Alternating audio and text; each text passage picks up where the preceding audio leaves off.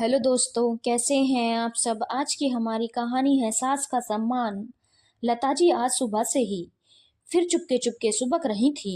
उनके पति गगन जी आए और बोले, कितनी बार तुम्हें समझाया, पर तुम मेरी एक नहीं सुनती हो। अब बेटे बहू के साथ रहना है तो कुछ सह कर सामंजस्य बिठाकर रहना पड़ेगा। यह सब थोड़ा बहुत तो हर घर में चलता है। लता जी एकदम से फट पड़ी। हाँ हाँ, आप तो हमेशा की तरह मेरा ही गला पकड़ोगे, मुझे ही हर बार जिम्मेदार ठहरा देते हैं। आपने देखा नहीं किस तरह सुबह चाय मांगने पर बहू ने मेरा कितना अपमान किया। बेटे ने भी कह दिया मैं सास बहू के बीच में नहीं पड़ूंगा। मैं तो आपकी और अपनी चाय बना सकती हूँ, खाना नाश्ता सबके लिए बना दूं, पर मुझे तो रसोई में जाने से मना कर दिया है। मेरी ही गलती हर बार होती है क्या।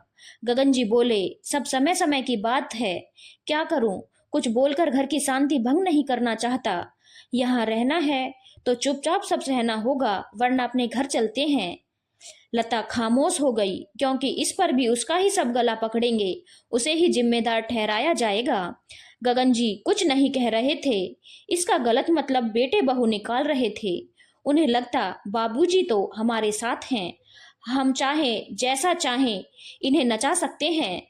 गगन जी सब समझ रहे थे, पर मुंह से कुछ बोल नहीं रहे थे। बहू रो रो कर पूरा घर इकट्ठा कर लेती है। पड़ोसी पूछने आ जाते हैं। एक दिन दोपहर में गगन जी की नींद खुली। रसोई में बहू और पोती की जोर से चिल्लाने की आवाज आ रही थी। माँ जी, आपको कितनी बार कहा है कि रसोई में पैर मत रखा करिए, पर आप मानती ही नहीं है। लता सहमी सी कह रही थी, बहू प्यास लगी थी इसीलिए आई। मैंने पोती रूही से भी कहा कि मुझे पानी दे दो, इसने साफ मना कर दिया। मैं तो इसे भी पानी दे रही थी, पर इसने कहा मैं आपके गंदे हाथों से पानी नहीं लूंगी, और प्यासी ही रोती हुई पति को देखते अपने कमरे की ओर जाने लगी। इतने में बेटा भी आ गया। माँ, आप छोटी छोटी बातों का बतंगड़ बना देती हैं। अब गगन जी से रहा नहीं गया, चिल्लाकर बोले, आज तक मैं चुप रहा, सबका लिहाज करता रहा, पर आज तुम सबने हद पार कर दी। अपनी माँ की इज्जत मान सम्मान की धज्जियां उड़ा दी। इतनी गर्मी में वो इंतजार करे कि कोई उसे पानी आकर पिलाए। बेटा जी, हम तुम्हारे घर अपने से नहीं आए थे। तुमने और बहू ने मीठी मीठी बातें करके हमें यहाँ बुलाया। माँ, बाबूजी आपके लिए एक कमरा अलग से बनवा रहे हैं। आप दोनों हमेशा यहीं रहेंगे। बस कुछ मदद कर दीजिए। और मेरे 2-3 लाख रुपए ले लिए। कहाँ है हमारा अलग कमरा। बहू, तुम सामान सब्जी की लिस्ट और बिजली पानी मकान का बिल मुझे थमाकर कहती हो। बाबूजी, एटीएम से पैसे नहीं निकाल पाई, फिर दे दूंगी। आज तक कितने पैसे तुमने मुझे दिए। अगर पेंशन नहीं मिलती तो मैं कहाँ से सब खर्चा करता।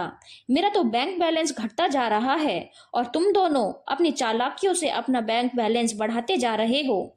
आज तक कभी हम दोनों के लिए एक रुमाल भी लाए हो। हमें खाने के साथ दूध देते हो, उसमें भी पानी मिलाते हो, जबकि दूध मैं ही लेकर आता हूँ।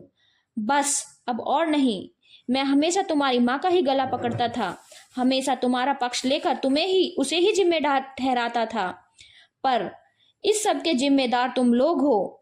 अब हम दोनों यहाँ से जा रहे हैं हमेशा के लिए। और हाँ, जो तुमने जबरदस्ती मेरी वसीयत बहू के नाम करवाई थी, उसे भी मैं बदल कर अपनी पत्नी के नाम करूंगा, ताकि मेरे जाने के बाद वह किसी के मोहताज ना रहे। तुम लोगों का जुल्म उसे ना सहना पड़े। सारी जिंदगी हर कठिन परिस्थितियों में इसने मुझे सहारा दिया। आज मैं तुम्हारे रहमो करम पर इसे छोड़ दूं। बुढ़ापे में यही मेरा सहारा बनेगी। जिसका कोई नहीं होता उसका खेवैया भगवान होता है। कहकर अपना सामान समेट कर लता का हाथ पकड़ गगन जी गर्व से अपने गांव जाने के लिए बस पकड़ने निकले और शांतिपूर्वक जीवन व्यतीत करने लगे। धन्यवाद दोस्तों। अगर आपको कहानी अच्छी लगी हो तो चैनल को लाइक, शेयर और सब्सक्राइब करना ना भूलें।